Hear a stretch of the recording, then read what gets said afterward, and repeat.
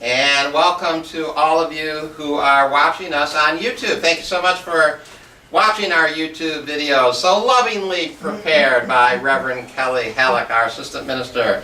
So very talented. Woo-hoo. Watch all our YouTube videos and sign up for our YouTube channel. Okay, it is July 9th, 2017, which means we just went through the 4th of July. And so I am in a patriotic 4th of July mood. And for those of you watching, you will see I have my red, white, and blue outfit on. See the red shirt, the white tie, white belt, blue pants, blue jacket, white hat, red, white, and blue. The colors of America. I always love the 4th of July. It's something about the holiday itself that resonates with me. I'm not actually sure why. One of the things that I do always remember, of course, it does mean we are halfway through the year. So if we're doing the workbook lessons, then just remember that we've completed half of the year's worth of workbook lessons. And if you haven't been doing them, this is the time to recommit and finish out the second half of the year with all of those thousands of Course in Miracles students all over the world who do the workbook lessons in the yearly sequence. And that's one of the reasons why I do them in the yearly sequence, because I always feel that I'm joining my consciousness up with all those people who are also doing them at the same time. So the title of my talk today is America as a Spiritual Experiment. I think America, the country, the United States of America, actually was founded in large part as a spiritual experiment. First of all, it was founded as a joining of 13 very different colonies with different governments. Would these 13 colonies be able to work together and form a stable government? That was a big idea that nobody really knew if they could. They had very different cultures and very different habits. I mean, obviously the South still had slavery really entrenched in their agriculture business. The North did not have that. And there were many differences. So what we actually celebrate on the 4th of July is the, quote, ratifying of the Declaration of Independence. I looked this up because Reverend Kelly and I had a little discussion about it. But some people believe, actually I think Reverend Kelly told me John Adams believed that we really should be celebrating the 2nd of July because that's when all the colonies got together and decided to vote for independence. So the actual vote and the joining for independence happened on the 2nd of July. But the ratification of the Declaration that was written by Thomas Jefferson happened 2 days later, and that was on the 4th of July. And of course, on the Declaration of Independence itself, right at the top, is the date, July 4th, 1776. So that, is why we focus so much on that particular date, the 4th of July. I also know that even though there's all these signatures underneath the Declaration, or at the bottom of the Declaration of Independence, they weren't all signed on July 4th. People, the delegates came in over a series of days to sign the Declaration of Independence. And so there's a famous painting in the White House of all the delegates there all signing the Declaration of Independence. And never happened yet. It never happened. But it's a nice myth, and it's an interesting image for us to hold in our minds. But they weren't all there at the same time. The Declaration of Independence was written, for the most part, by Thomas Jefferson, who was a statesman from Virginia, later to become the 3rd president of the United States. And he, indeed, was a slave owner himself. And he was commissioned, though, to write the Declaration of Independence, which he did, and he did get feedback and help. So I want to talk a little bit about the Declaration of Independence and certainly the spiritual thoughts that are in the Declaration of Independence. They're mostly contained in the second paragraph of the Declaration of Independence. The first one, you will all know. It is, we hold these truths to be self-evident. We hold these truths to be self-evident. Interesting thing about that particular line is that it's not the way Thomas Jefferson wrote it. Thomas Jefferson actually wrote, we hold these truths to be sacred and undeniable. That was Thomas Jefferson's idea. But Benjamin Franklin, who he ran it by, decided that he didn't like the idea of sacred and undeniable. Sounded too religious, I think, was his idea, the idea of sacred. He thought there might be some pushback by some of the other members, and it would just be harder for people to ratify and get behind. And apparently, at least the story is, it was Benjamin Franklin who came up with the phrase self-evident. So instead of sacred and undeniable, we have self-evident. But what's so spiritual about this is that it's just this idea that people have within them a firm intuition of what's true and what's right and what is evident to themselves that doesn't even have to be discussed or debated. There was going to be no debate about certain truths because they were just self-evident, because everybody had a connection to something within them, maybe Thomas Jefferson's original word, that was sacred and undeniable, but certainly evident to the self. And A Course in Miracles, of course, talks about this all the time, that we all can tune into something that is inside of us, that oneness that we all share, that connection to the totality, that connection to the divine, that is just evident and real. And that's a pretty wonderful, revolutionary, and spiritual thought, that everybody has that connection. And so the Declaration of Independence was predicated on that, that was a foundational thought.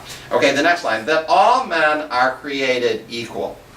So, I mean, this line has been debated and talked about for more than 200 years now, because all men were particularly equal at the time of the writing and the signing of the Declaration of Independence. And were they just talking about all privileged white males being created equal? Yeah, maybe some of them were. And maybe there was also this idea, a self-evident idea, that it was an ideal. It was maybe an ideal that we hadn't, or they hadn't achieved yet, but it was something that was self-evident and something that they would move gradually towards as they could. And it was a troubled path, and we're still moving towards it. Slavery wasn't abolished for 100 years, almost 100 years after that point.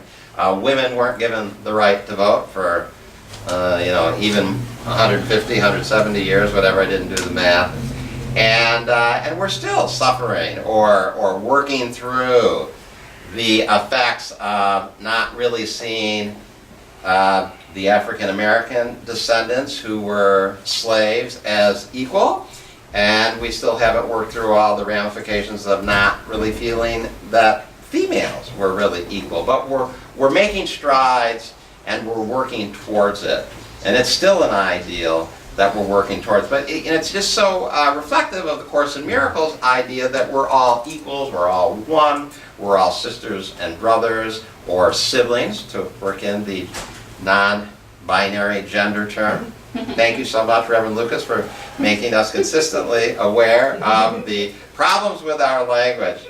Yes. So it's not just sisters and brothers, it's all siblings created equal, created one. All living things really created one. And that was right there in the Declaration of Independence. The next line, that they are endowed by their Creator with certain unalienable rights. So here now we do have the idea of a creator, so we have an idea of a supreme being of some kind. Certainly they weren't talking about the biological parents of people, they were talking about some supreme being. And I like this idea of unalienable rights, as in rights or characteristics that we cannot actually alienate ourselves from.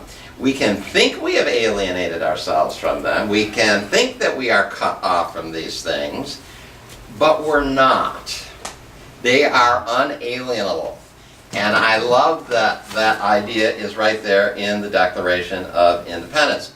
Course in Miracles talks about the idea of grace, and I always like that idea because, and I talk about it a lot because I think we all just really need to really understand it. But grace is this blessing that we have just by virtue of our creation, just by virtue of who and what we are. We have this blessing that grants us these rights, and we don't have to earn it.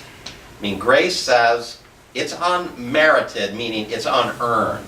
We don't have to earn it. Anybody can claim these unalienable rights anytime just by virtue of being the holy child, the holy sibling of God that we are.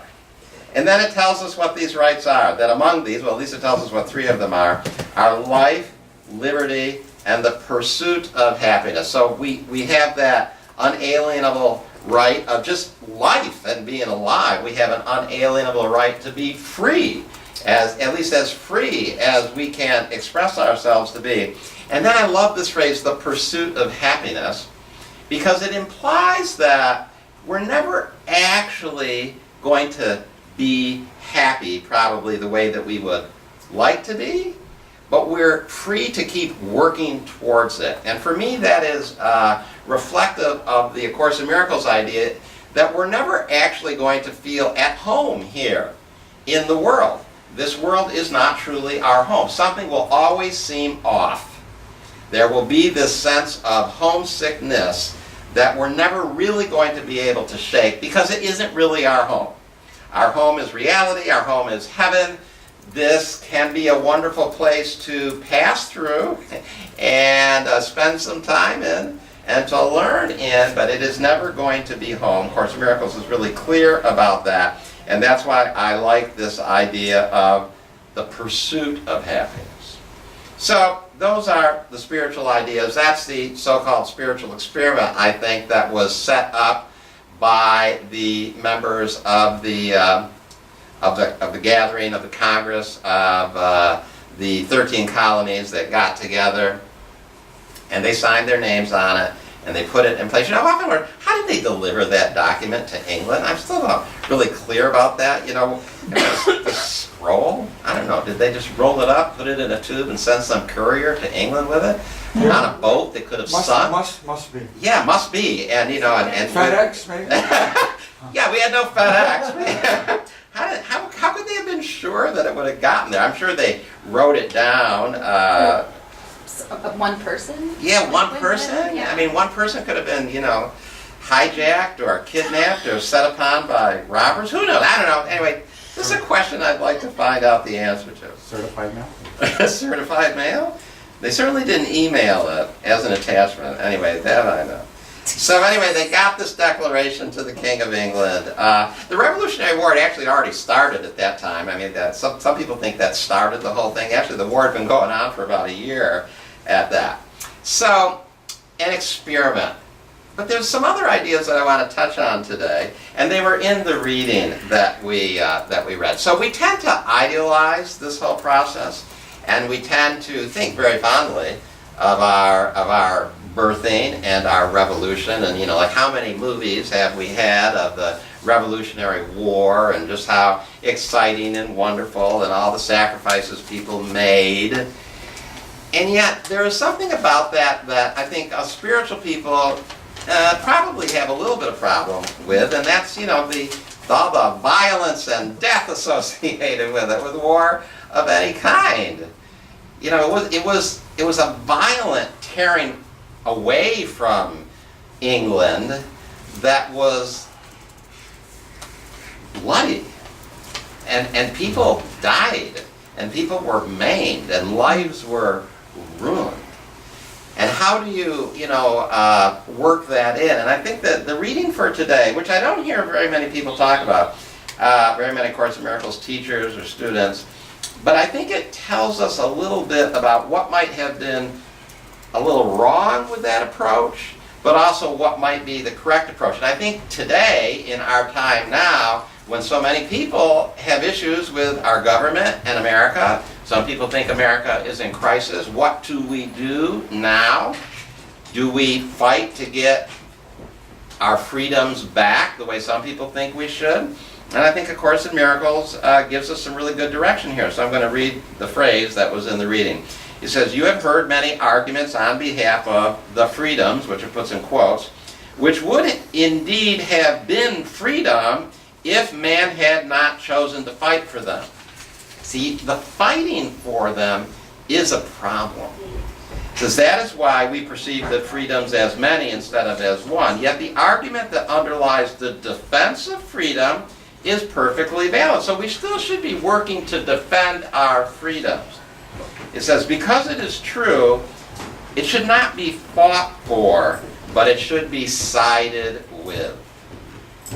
So we don't fight for freedom, but we side with it. We continually state it, possibly. We make decisions based on it. We communicate it. We live it as who we are.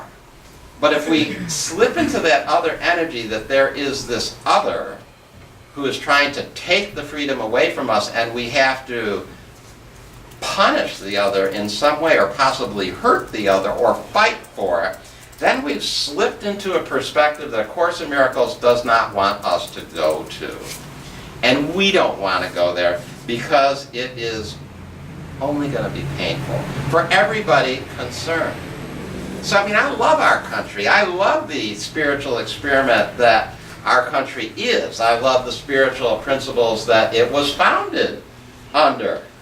And yet, it was founded in bloodshed with the separatist, nationalistic movement that I think we're still paying the price of today. So, as I said, you know, we haven't truly gotten through all of our racial things. We haven't truly gotten through all of our discrimination based on gender, and certainly not as race, as I said.